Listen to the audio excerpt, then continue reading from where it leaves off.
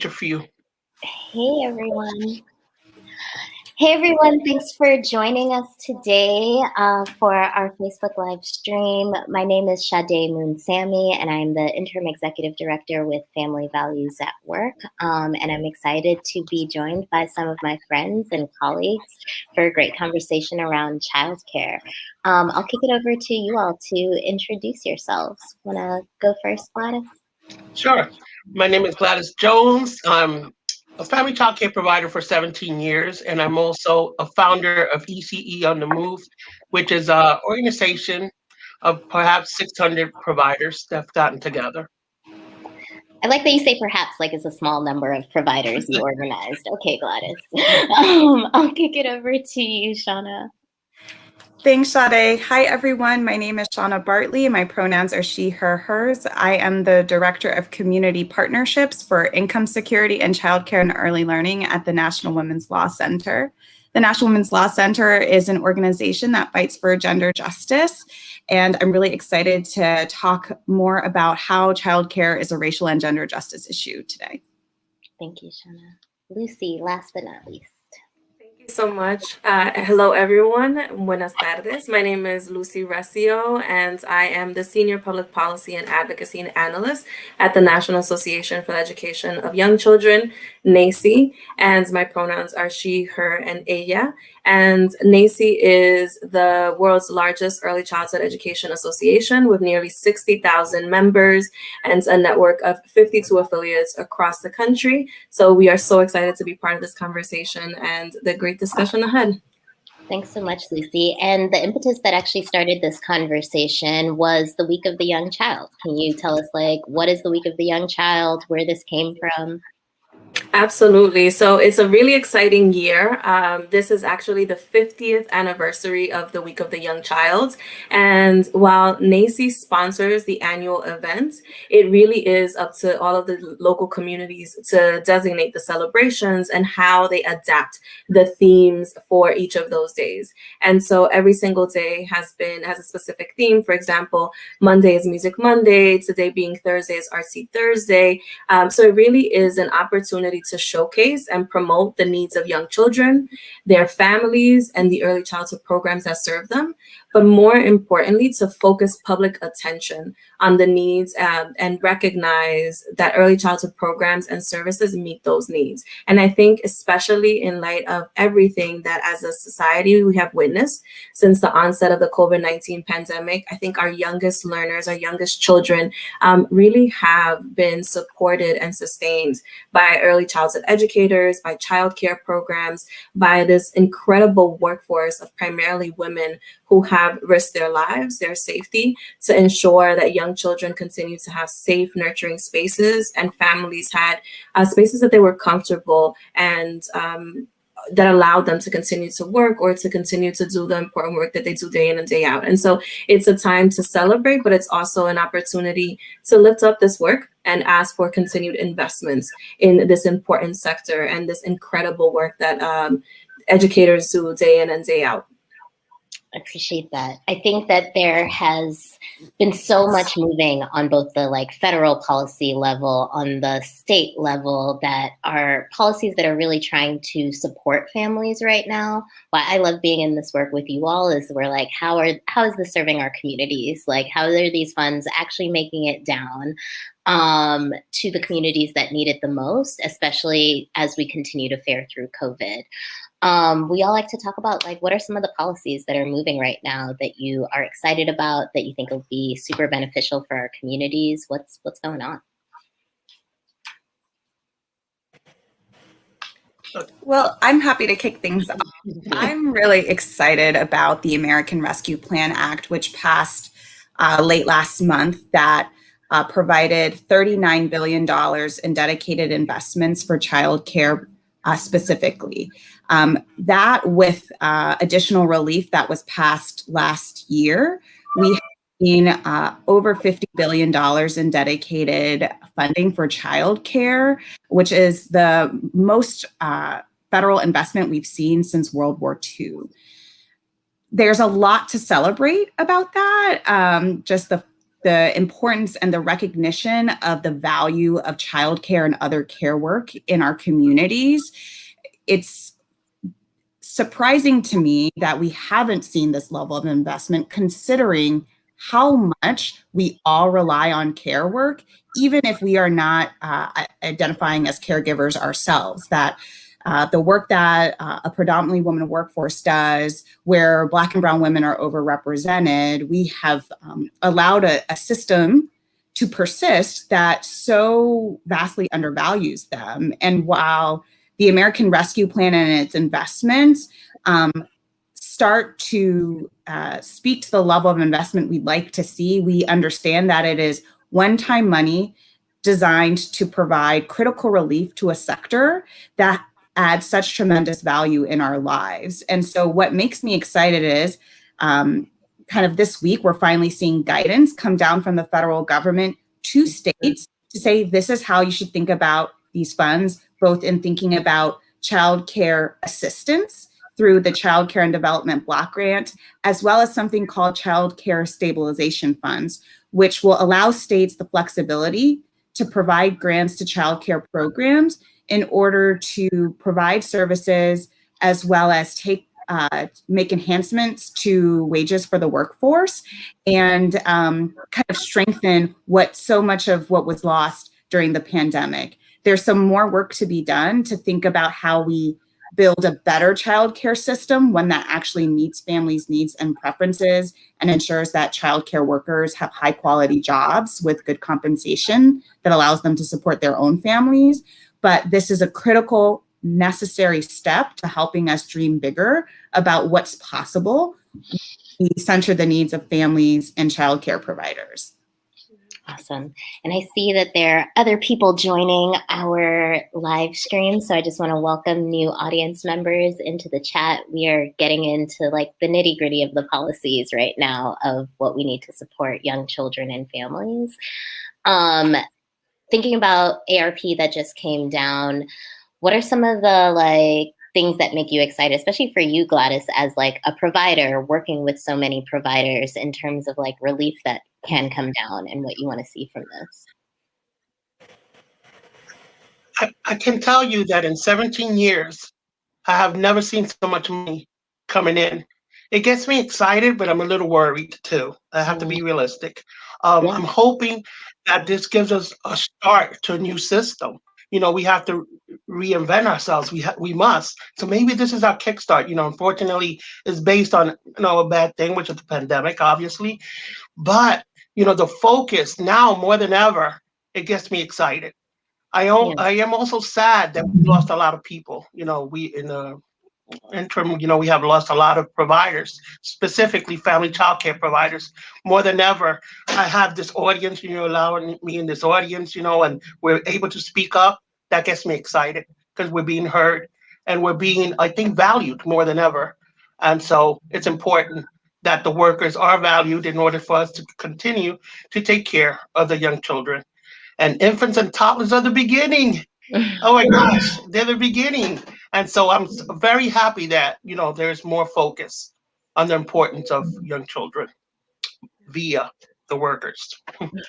That's, if I can add, one of the things that I love so much and that I'm so thankful for, right, is the fact that the pandemic has forced us to reconceptualize and rethink how we do business as usual. And so it really has opened up, I think, in the policy making space, opportunities for early childhood educators, for childcare providers, for people who have been doing this really important work to now be at the forefront of those conversations, right? To, because of the virtual nature in a lot of cases, to be able to share their testimony, to be able to share their experiences, to be able to really inform what they need and what has been the impact of the pandemic, but also that this was a crisis that existed way before the pandemic even started. And so I'm excited to see the fact that these are providers, these are women that have been doing this work, women like Gladys, right, who are informing, these are the types of supports that we need. This is the type of investment.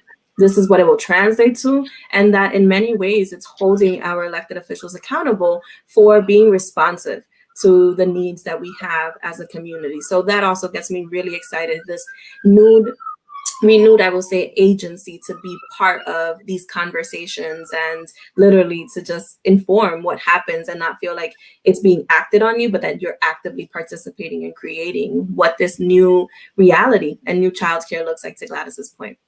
Yeah. I feel like we're all living still in the impact of it. And many childcare providers have been, and mothers and fathers and caregivers have been really dealing with like the mental health impact of this, the working whilst having children in the household impact of this. For providers, you know, what are some of the other impacts that you all have seen through the pandemic that? Well, I've learned a lot. Mhm. I've learned a lot. You know, I'm involving myself where we were not involved before. And it's important that the workforce is at the table. We must be. And I also learned that we need each other, stakeholders, everyone. Everyone has a role in this. So I found that importance. The impact is that I feel that we need to have some sort of roots, perhaps the infrastructure of being like Social Security and Medicare or something like that. You know, that if God forbid anything like this ever happens again, we shouldn't have to question why do we need childcare. We Yeah. shouldn't have to be suffering like we are suffering now. I didn't realize that we fell under so many inequalities. You know, I didn't. Mhm. What is inequality? I didn't realize it because we become complacent and we feel that it's okay that whatever's happening, that's just the way it's supposed to be. But it's Mhm. not okay. We have to fix it. The system, I mean, this has shown us, if nothing has, this has shown us that we have to fix our system. Yeah. What are some of the policies that you all are seeing come out of ARP that maybe you're hopeful for out of the American Jobs Plan that are going to help to like support and build this infrastructure that we're trying to see? I think one of the things that I am seeing, and this goes a little to the question before, and also the promise of these new policies, there are, you know, we have a workforce where more than half of the individuals in the workforce live in poverty, right? Where they have wages that are not commensurate with the important and invaluable work that they do. And so we have seen early childhood educators and childcare providers across the country taking on personal debt to be able to make sure that their programs are operating, continuing to operate in like razor thin margins, really fearful. I think especially I've heard this from individuals in family childcare about losing their homes because it's also their place of business, right? And so I think the promise that I'm seeing in a lot of these plans is the ability to provide direct supports as grants for providers to be able to meet those needs, to be able to address some of the economic impact that they have faced, and also the opportunity for individuals who had to close their program to also pursue that funding, right? We know that so many programs had to shut their doors because of the instability of the pandemic. And I think that the ability of the American Rescue Plan and hopefully forthcoming plans from the administration will allow for us to think about that, to create a pathway once again for these women to be able to continue to do this work that we know that's so important and so necessary for our economy and honestly the future of our children, right? This is important for the development, the growth, and what we know young children are able to do. Agreed. And I would just add, in addition to just 100% agree with everything Gladys and Lucy have raised, I think, you know, the American Rescue Plan was designed to provide relief in response to the pandemic. And now there's an opportunity to think about what it's going to move to take to go from relief to recovery, and what we're hoping will ultimately build a path towards shared prosperity. And one of the things that we're seeing coming out of this administration is something called the American Jobs Plan, which includes investments in good jobs and infrastructure that will put us on the path to recovery. And in that, we are seeing an important conversation unfold around what is considered infrastructure. Right. And I think the first time that I can recall, we're having a real conversation around human infrastructure, that Yes, roads and bridges and buildings are certainly part of infrastructure, but at its core, when we think about all the things that it takes for us to be in community, for our economy to go, a lot of it has to do with how we experience the world together. And I think that's what the pandemic has showed us, and that's what this conversation is showing us. And so while the initial plan that we've seen includes $25 billion in childcare facilities, what we know is that facilities is one key part of growing the childcare supply in this country, but it is nothing without our educators and folks in those buildings doing that work, as well as a deeper recognition of the full spectrum of early care and education professionals, some of which are working from their homes, some of which are working in other community-based settings, providing care during non-traditional hours.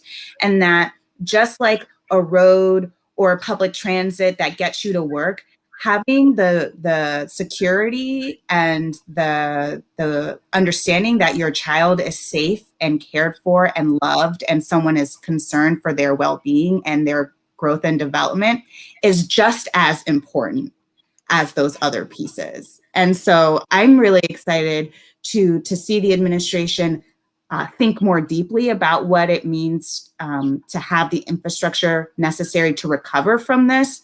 But I also want to see more recognition of the undervalued early educators and childcare providers who showed up through this pandemic, who showed up before this pandemic, and who will show up after to make sure we're all good. So I'm hopeful for that. You want to jump in, Gladys? I was going to say no shade to the men, but it's basically women. Women. And as you organize your providers, I'm sure you're seeing it come down. Oh, yes. And seeing the brunt of the work that has fall onto women, and the labor and the free labor that we have performed for so long without any type of support, any type of benefits to really help our communities thrive and to survive. We think about most childcare workers who are not making, or making less than $11 per hour. You know, I know you're in New York, Gladys, like $11 per hour is not cutting it. I'm from Brooklyn. Like that is not how you're going to be able to survive in a city and across, right? And what you all even put in as family childcare providers to your children. I grew up in a small childcare setting. I don't know what kind of childcare setting you all grew up in.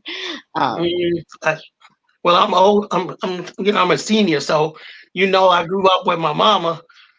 But what I was going to tell you is that $11 an hour is not our reality. Yeah. If depending on the communities we serve, our reality is $4 an hour. And yet we're small businesses. So these are things that need to be highlighted. That a lot of things are imposed on us, such as quality. Quality is great, but quality requires money. Also that, the way, the methodology in which they do the mark rate is just not what is livable. It's certainly not livable. So as we have to serve serve as businesses, we have to pay our employees $15 an hour. So there's a lot of things that need to be looked at and need to be improved. And that's one of the things that need to be highlighted. We have to invest. We must invest in all areas, even for the legally exempt providers. Those women, if you have a choice, when you have a baby and you had a family member that was to take care of your child, you would choose your family member. So they deserve to get paid. They get paid $13 a day. So that is injustice. That is not right. And we need to talk about it. We need to fix that. So we need definitely an infrastructure package that's going to support like the physical, but also the workforce, and that's improved like wages. It's also paid leave, and even thinking about like how drastically through COVID, we see so many of our friends and family getting sick, and especially for low wage earners, not having the ability to take any time off. And for childcare providers, like what does that backup look like for you, even Gladys, like when someone gets sick? Well, right now, New York City is a little slow in coming back, right? Because we're still going through it. But I just imagine that if I get sick, what happens? I have to close the whole thing down. My family suffer, the children suffer, the employees suffer. and I can't come back in if I'm sick. So we need family paid leave for all. I like that idea. And we need it now. We have to rethink that, especially now with the new era. I Mhm. believe that we do really need family paid leave Yeah. for all. I also will say, it's paid leave, it's compensation, it's benefits, it's retirement, right? Like Yes. I had one of the most just like heartbreaking conversations this week with a provider who said, I got sick, my husband got sick, my family got sick. I was 2 years away from retirement, and because there is no safety net, I had to dip into my retirement fund, and now I have to keep working until I'm not sure when, right? And I think that that is devastating, but it talks to these injustices that we have perpetuated, where we have a workforce that is not being compensated, that does not have that support system, that does not have that safety net. And so when you are already in this crisis and then you're confronted with something like the pandemic, it feels as if the world underneath you is collapsing. And so it is completely unfair to keep putting primarily women in these positions to support everyone, right? To support, it's a profession that powers all profession, and yet we are not compensating, we're not supporting in the way that we know is so necessary. And so I agree with you, Gladys. We are past the point of continuing to have a system that where parents can't pay more, educators can't make less, and ultimately the system is just truly broken and needs to be reconfigured. Yep. Agreed.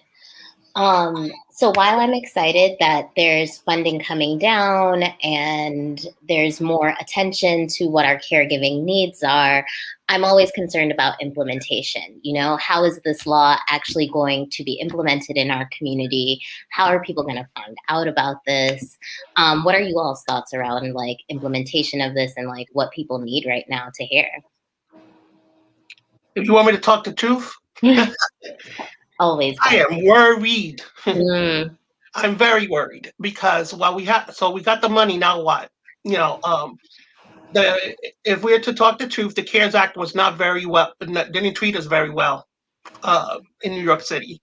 Many family child care providers, I will speak on that, did not receive the CARES funding. The way it was implementing, it was a disaster. We need to be at the table to know and have the flexibility of knowing what we need to survive at this point. It is past getting gloves, it is past getting thermometers. It's a point of surviving in order to be here when the world comes back completely. When people start going back to work or whatever it may be, we need to be able to survive. And so I'm hoping that that funding comes down in a way we could use it. yep. That's the bottom line. And I would, building on what Gladys just said, I mean, the money received early in the pandemic pales in comparison to what was just passed. So we passed $3.5 billion last year.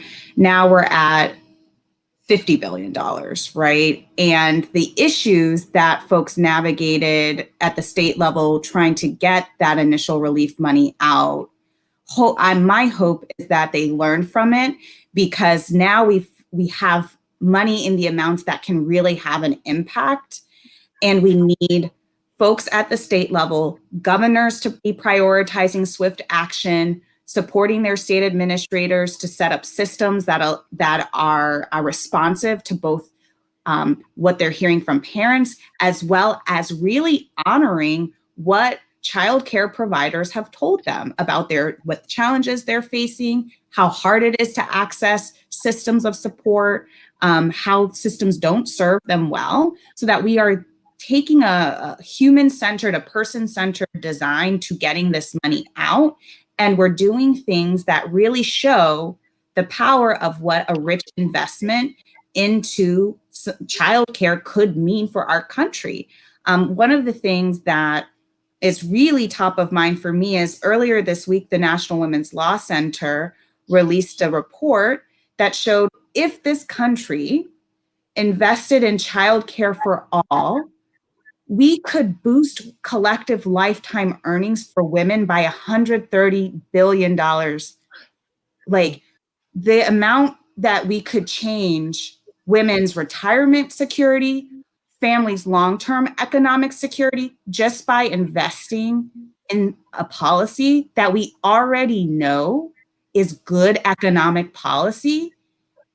It's to me feels like very clear what the next steps need to be. But a lot of what's happening right now is that folks, elected officials at all levels, want to see this relief money do good things so that they know just what this can mean for our communities, for our families, for our economy. And so I think as we are all folks that care deeply about our communities and making sure our communities are good, the things that we can be doing right now is making a lot of noise, letting our state electeds know this money is coming.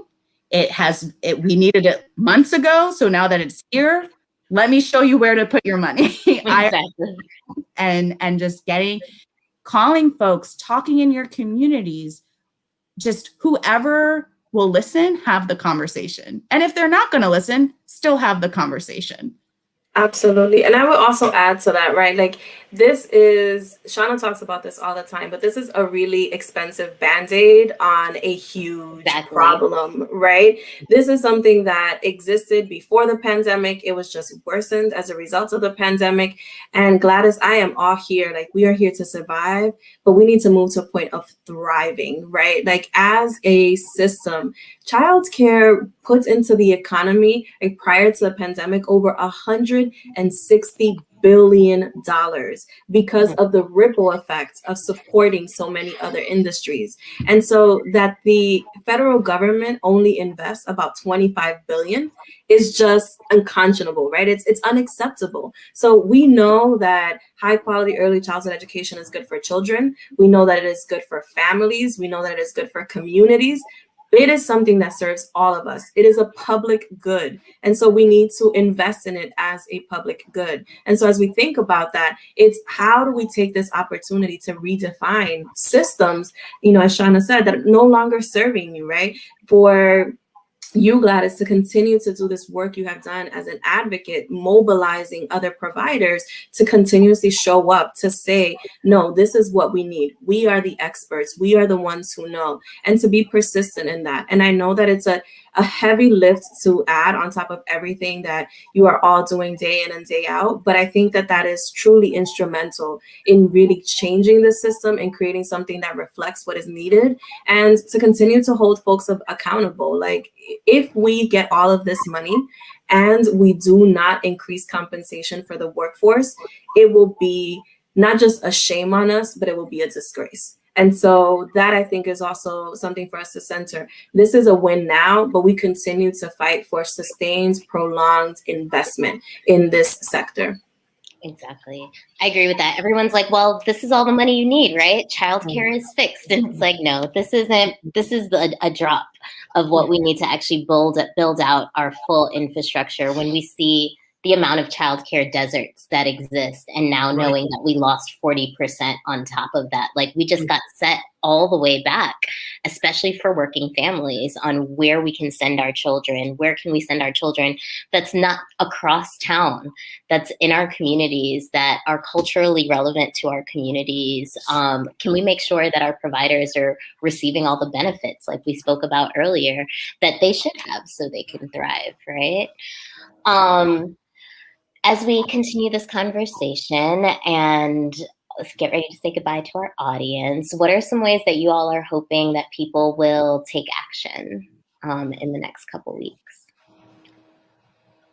I think that everyone needs to know that this is not only some people's problem, this is everyone's problem, or something that everyone needs to take heed to, because childcare is a noble industry. And if we want our young that are going to college to come in here, we have to fix this. It's just a no-brainer. Childcare is important. It is a beginning to the future of public education and so forth. So that's what I would like everyone to think about: a man and a woman's problem.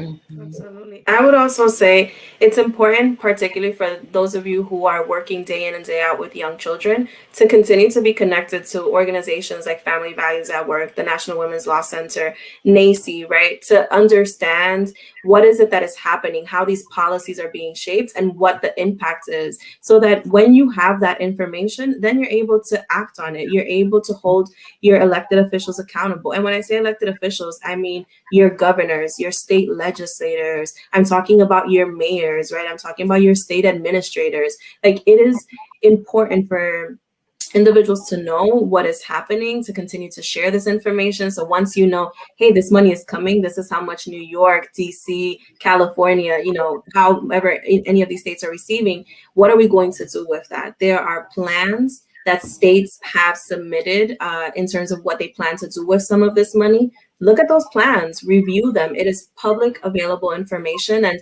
we'll make sure that you all receive a link to that. But just, look at those plans. Does it feel good? Does it feel like it meets your needs? And if not, their contact information is there. Pick up the phone or write an email and make your voice heard, and continue to do that until you receive a response, because this is how we hold folks accountable in implementation and in doing the things that we really wanted to do when we were fighting for this money to come through. And I would just add to all of that, also talk to your folks, your friends, your families, your fellow providers. The more we are in conversation about our shared experiences with this issue, the more we're able to provide space for us to kind of, name the challenges, name the strengths, the better we are. One of the things about the pandemic that has been really clear is that childcare was always this quiet crisis that people kind of took care of at their own kitchen table, that they kind of figured out amongst their close-knit community. And that will continue. But what happened when suddenly everything shuttered and we were all at home was that we were all in the struggle together, and we reached out to each other for support, and we started having a really public conversation around a very private thing we were feeling challenged by. And so I think both talking amongst your own folks about it and creating that space, like, this is not a shameful thing when you're like, I need to find childcare that meets my needs, and it's hard. And for providers to say, it's really hard to not be able to have my program the way it was, and just really speaking truth about the challenges, that conversation should and can bubble up to our elected officials. And so start talking to your folks, tell anyone who will listen. And then, yes, definitely right now is a really critical time to get to our governors and our other elected officials. But definitely it's more about just like speaking truth about what's going on and what this time has meant. We can't solve a problem we don't know is a problem. So let's all talk about the fact that this is a problem affecting all of us. I agree. And I'm latching on to everyone I know, like you got.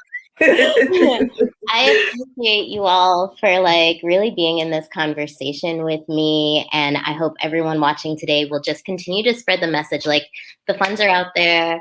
We need to make sure it's implemented. We need to make sure it gets to our communities and the ones that most need it. And we need to fight for what we're not seeing in the packages, right? We need to fight for childcare, fight for paid leave, fight for investments in mental health. And so let's keep up the drumbeat and make our voices heard. And as always, I thank you ladies for joining me. And I look forward to more conversations. Okay. Happy Week of the Young Child. Thank you. Bye.